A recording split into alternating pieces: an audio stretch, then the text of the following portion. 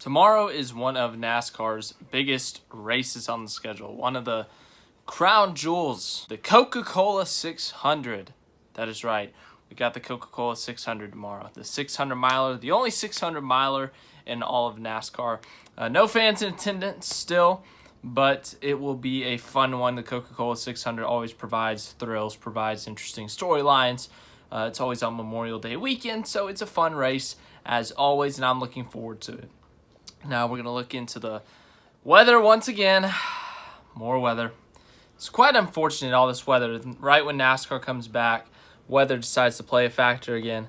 But I think it's not as bad as Darlington was. Darlington, the fact that we got that race in was kind of a miracle because the chances of rain were pretty high. But there's rain tomorrow.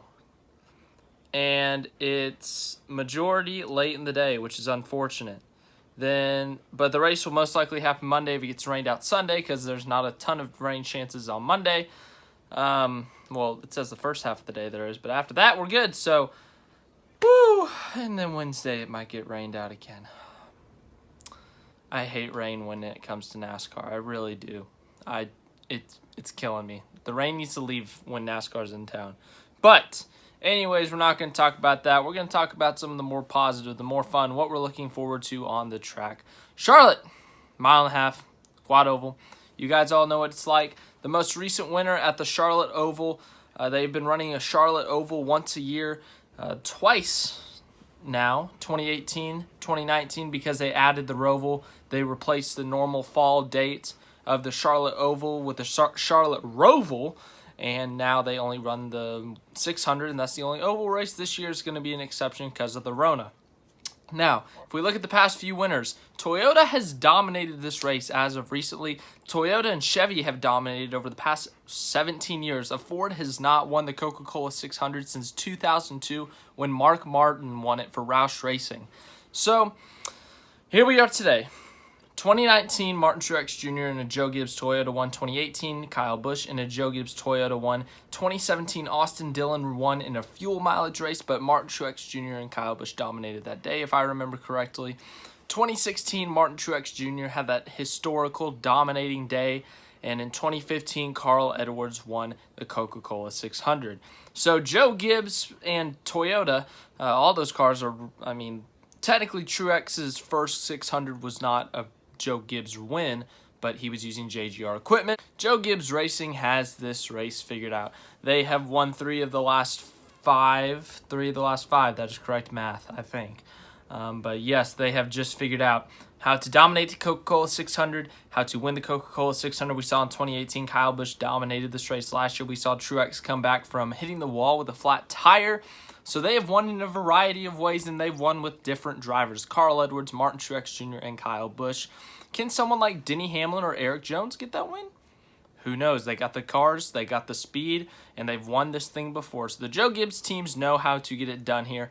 This year, however, they have not had the hottest start. They do have 2 wins with Denny Hamlin, but other than that, they've been a little inconsistent, actually, which has been surprising. There's only been 5 races really to base everything off with a big 2-month gap in between, so it's really hard to say that they're going to be off this weekend or they've been off for so long because we've only had 5 races this year.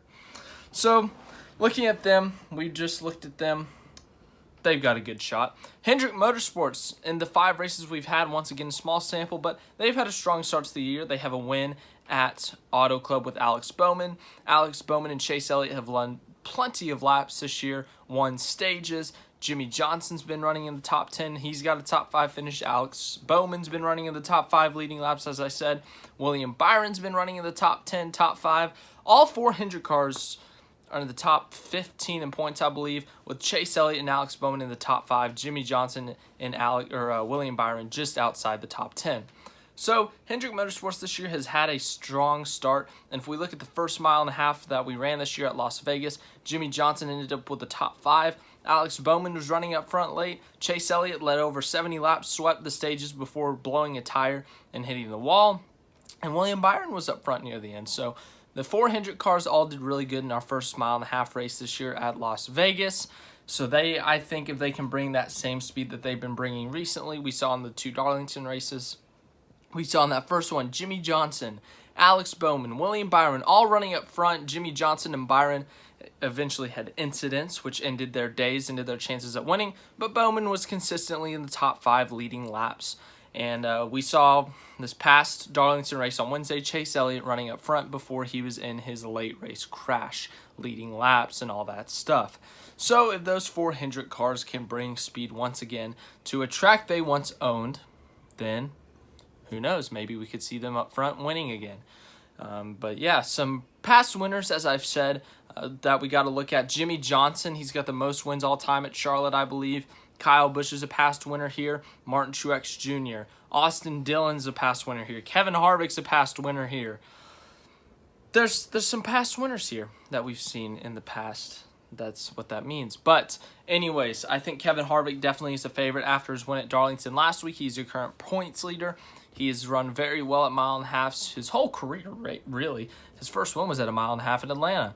I mean, he's run well. He's won this race, the 600, back in 2011 and 2013. So he knows how to get it done. I think he's a favorite. I think Truex, the most recent winner, is a favorite. I think the Gibbs car, another Gibbs car, Kyle Busch is a favorite. Denny Hamlin has a shot for his first 600. So I think those are some of your favorites. Some dark horses. I think Alex Bowman could potentially be a dark horse. He's shown a lot of speed this year, as I said earlier. Chase Elliott, I think he could be a favorite. He ran really well in that first mile and a half race, as I said. If he could bring that same speed, I think he could be up front, top 5, competing for the win. And Jimmy Johnson, I think I'm going to call him a dark horse just because, past 2 years haven't been great. He's had a good start to 2020 so far, but if he can keep his car straight and not hit anyone, and he's up front towards the end, I expect him to be aggressive going for a win. Hopefully he doesn't do what he did at the Roval in 2018, and he can get a win. That would be really cool to see him win in his final 600. So, now, for our pick, we're going to go to the expert first. Ozzy, who are you going to pick? No, don't pick him. I told you to pick anyone but him. Well, I tried. He betrayed me. My dog has betrayed me and picked Kyle Busch. I'm heartbroken. I really am. Not really, because that's actually a pretty good pick. Good pick. That's my dog. That's my smart dog. He's over here laying down, being a good boy. But we're going to go with my pick now. Now, we've got a lot of favorites we've talked about, and we've seen guys dominate this race. We've seen Truex dominate this race. We've seen Kyle Busch dominate this race. It could end up being that. But we've also seen some weird finishes. We saw Dale Jr. run out in the middle of 3 and 4, going down the back or whatever in 2011, and Kevin Harvick steal the win. We saw Austin Dillon in 2017 win the Coca-Cola 600 on fuel mileage race. So you may be able to dominate the Coca-Cola 600, but can you lead that 400th lap? 600 miles, you got to race all 600. Remember that. There very well could be a wacky winner, but I'm not going to pick a wacky winner because that's very risky.